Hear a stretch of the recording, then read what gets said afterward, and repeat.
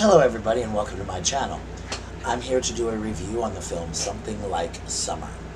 Now, as you know, if you might not know, I'm a huge fan of the book Something Like Summer by J. Bell.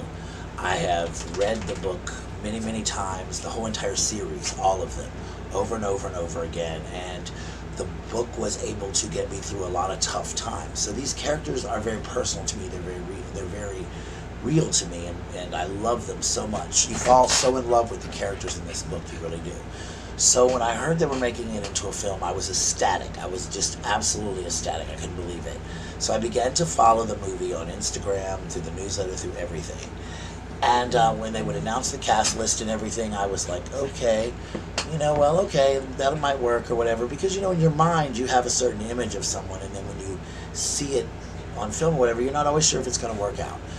So I was very, very curious about a lot of things with this film. And I waited and waited and waited. And I was finally given the opportunity to see the film in Atlanta on the 29th of September of last month.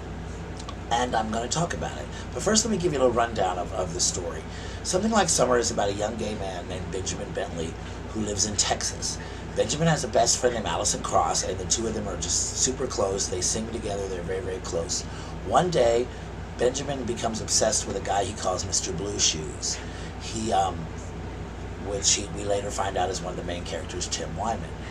Ben becomes actually finds out that Tim attends his school and is a new student there.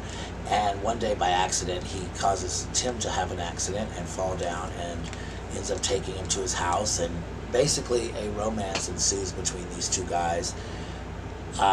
For a little while in high school, they end up breaking up, and for the next 12 years of their lives, they end up in and out of each other's lives, just weaving in and out of their lives.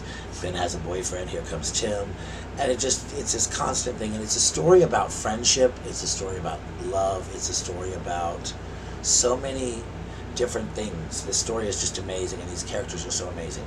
So I was really concerned about the movie. I was like, how is it going to work? There's so many things in this movie, so many great lines and everything that J. Bell has put on paper. So I got to the theater, and my heart was pounding. I was able to meet two of the actors, and that was really kind of cool. And so that made it even better to be able to meet two of the people who've actually put this, these characters to life for me.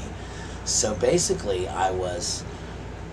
my heart was pounding as this film started, and when it began, it started off with some drawings, and Tim is an artist, so I kind of thought, that's kind of neat, maybe that's supposed to represent Tim's drawings and stuff. The movie started, and the lead is played by Grant Davis, and he was playing Ben Bentley, and he was very good.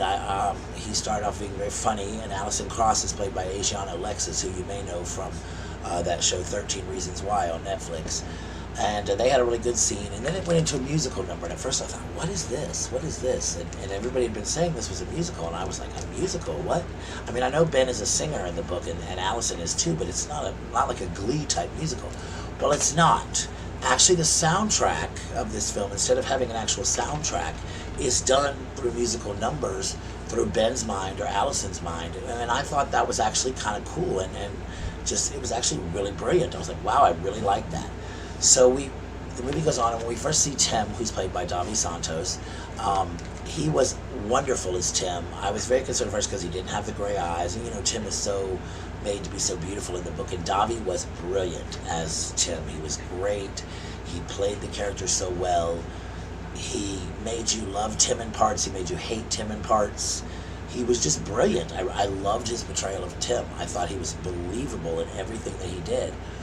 Grant Davis, who is a brand new actor, he was actually good as Ben. I enjoyed his Ben. He had the very good innocence of Ben in the beginning, and he was only like 18 when he did the film, which is around the same age, as like 2 years older than Ben is when it starts, and it ends when Ben is like 27 maybe, or 30. So he was really good at making that transition into the older Ben, through his body language, through his voice, through so many different things. And I really, really, really love that about him in the film.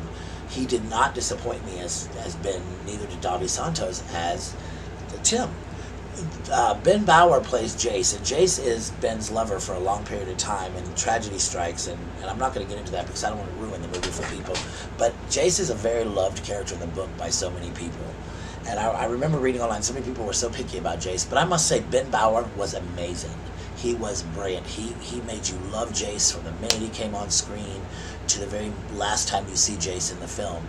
He was just wonderful, and he manages to you just love him, and he breaks your heart, and you're weeping like a baby. He was just brilliant. Ben gave a brilliant performance. Asiana Alexis as Allison was funny. She was hysterical. I loved her. I thought she played Allison well. When she aged to the older Allison, she also did a really good job playing the older Allison. And she's a great actress anyway. I've seen some of her other stuff, so I really enjoyed having her in the movie. The one person I did like a lot was Ben's mom. I can't think of the lady's name. I wish I had it in front of me, but she was so funny, the woman that plays Benjamin's mom. She stole every scene she was in. I totally loved her. All in all, this film is really good.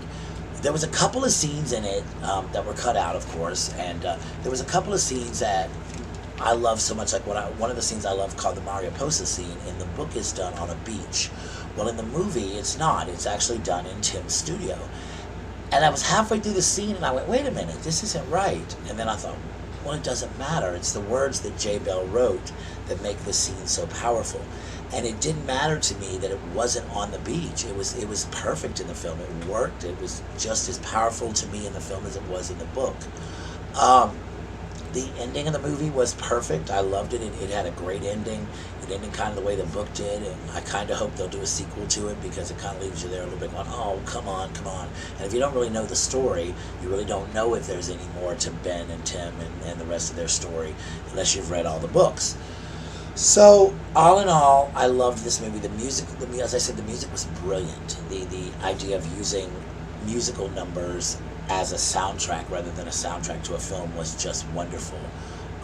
The scenes were beautifully filmed for an independent film. The acting was superb, and it's not just a story, I would say, for gay people. It's a story for anybody, and I think that really portrayed well in the film. There wasn't any love scenes or not, or anything like that would, it was just very pure and innocent and sweet, just like the book is, and that was wonderful. I thought that everybody as a whole really worked well together in this movie. All of their chemistry was beautiful. So I'd have to say I can't wait to see the film again. If you haven't seen it, if you can go see it at one of the screenings, go see it, or go see it when it hits DVD, which hopefully will be soon, because I know we want it really bad. But also read the book by J. Bell. You can get it off Amazon. It's a brilliant book. There's a whole series, something like summer, something like winter, something like August, something like autumn, something like spring, something like rain, something like thunder, something like hail. I mean, there's just a whole series of these books, and they're brilliant. They're all brilliant. He is such a great writer, and I hope that he's proud of this movie, because as a fan, I went in and not knowing what to expect, and I was just enthralled.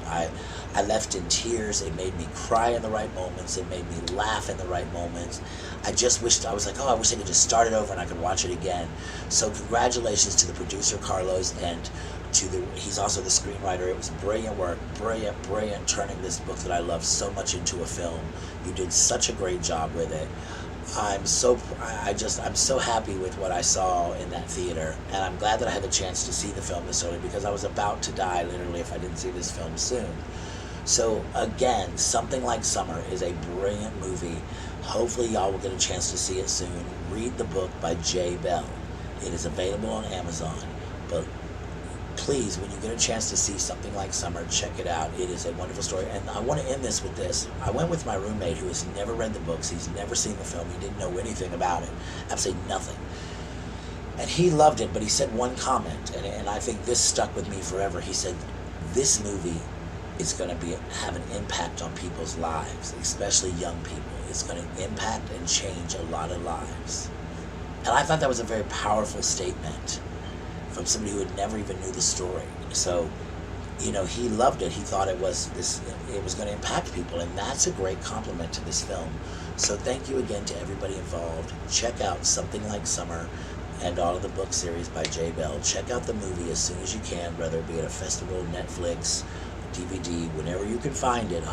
It should be soon. It's currently still playing in a couple festivals, but if you get a chance, please go see Something Like Summer. You will not be disappointed. And if you're a big fan of the book like I am, I promise you will not be disappointed, because I was not. And I'm one of these people that if I don't like a film adaptation of a book, I will let you know very quickly. And I have been disappointed in some, but for this reason I was not. So again, thank you so much, and I hope that you enjoyed this review of Something Like Summer.